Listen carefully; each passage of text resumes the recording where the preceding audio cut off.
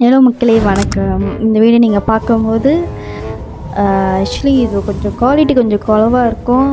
And voice track கொஞ்சம் அப்படி இப்படி மாறிக்கிட்டே இருக்கும். இது நான் லிட்ரலி 10 தடவை எடிட் பண்ணிட்டேன். அது அப்படி தான் போகுது. பிகாஸ் நம்மளுமே போடக்கூடாது. நான் அதை கஷ்டப்பட்டு பேக்ரவுண்ட்லாம் காப்பிரைட் வராமல் கஷ்டப்பட்டு பண்ணுறோம். அண்ட் அந்த வீடியோ குவாலிட்டி நான் எதுக்காக அது பேக்ரவுண்டாக அப்படி இருக்குது அப்படி கேட்டிங்கன்னா, நம்ம அவ்வளோ தடவை நம்ம வீடியோ எடுத்து எடிட் பண்ணி அந்த லுக்கே அது அப்படி மாறிடுச்சு. என்னால் முடிஞ்ச அளவுக்கு பண்ணியிருக்கேன். நெக்ஸ்ட் பார்ட் 2 வரும். தங்கமங்கன் மூவியோட நெக்ஸ்ட் பார்ட் 2 வரும். அதை நான் பெட்டராக ட்ரை பண்ணுறேன். ஸோ தயவு செஞ்சு எல்லோரும் மன்னிச்சிக்கோங்க, கொஞ்சம் ட்ரை பண்ணிக்கோங்க. அண்ட் மை ஆக்டிங் மட்டும் பாருங்கள்.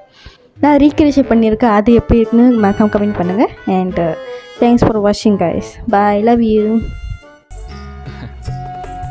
குடு.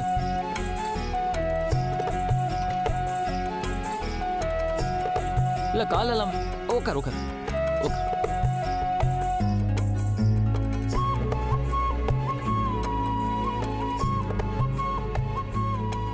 ஒரு மாதிரி அமைதியா இருக்குல்ல?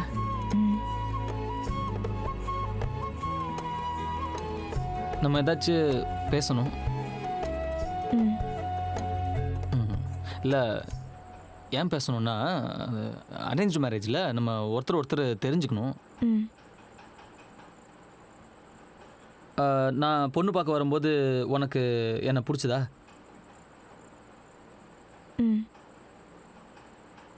உன் தவிர ஏதாவது சொன்னீங்கன்னா கொஞ்சம் ஹெல்ப்ஃபுல்லாக இருக்கும். பிடிச்சது. பிடிச்சது. உங்களுக்கு? இவ்வளோ நேரம் நீ சொன்னதுக்கு என்ன அர்த்தமோ இதுக்கும் அதே அர்த்தம் தான். நீ ஏதாவது கேளு. சரி நானே கேட்குறேன். உனக்கு ஹஸ்பண்ட்னா என்ன? ஐ மீன் ஹஸ்பண்ட் எதுக்கு வேணும்? என் ஃப்யூச்சரை ஷேர் பண்ணிக்க, என்னை நல்லா பார்த்துக்க,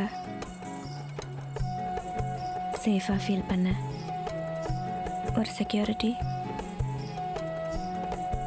உங்களுக்கு உங்களுக்கு எதுக்கு ஒய்ஃப் வேணும்? எனக்கா? எனக்கு சின்ன வயசில் ஒரு தம்பி இருந்தான். நானும் அவனும் ஒன்றா தான் ஹாலில் படுத்து தூங்குவோம். அவன் என்ன பண்ணுவான், என் மேலே கை போட்டு தூங்குவான். எனக்கு பிடிக்கவே பிடிக்காது, எடுத்து விட்ருவேன். ஒரு நாள் நான் ஸ்கூலுக்கு போகிறேன். ஸ்கூலுக்கு போய் திரும்பி வரும்போது தம்பி ஆக்சிடென்ட்டில் செத்துட்டான்னு சொல்கிறாங்க. அது எப்படி? நான் காலைல போகும்போது இருந்தான், வரும்போது உனக்கு தம்பி இல்லைன்னு சொன்னால் நான் அப்படி டைஜஸ்ட் பண்ணிக்க முடியும்?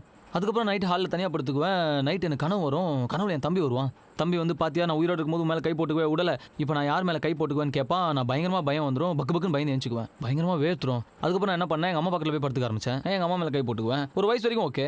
அதுக்கப்புறம் எங்கள் அப்பா என்ன சொன்னார், டே இவ்வளோ வயசு ஆயிடுச்சு, இன்னும் அம்மா மேலே கை போட்டுங்கிற போட அப்படின்னு சொல்லி தனியாக ஹாலில் படுக்க வச்சாரு.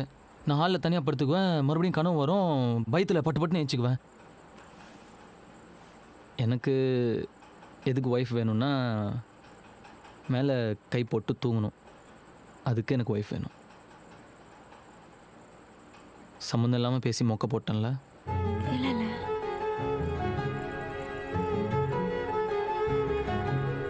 பசிக்குதா?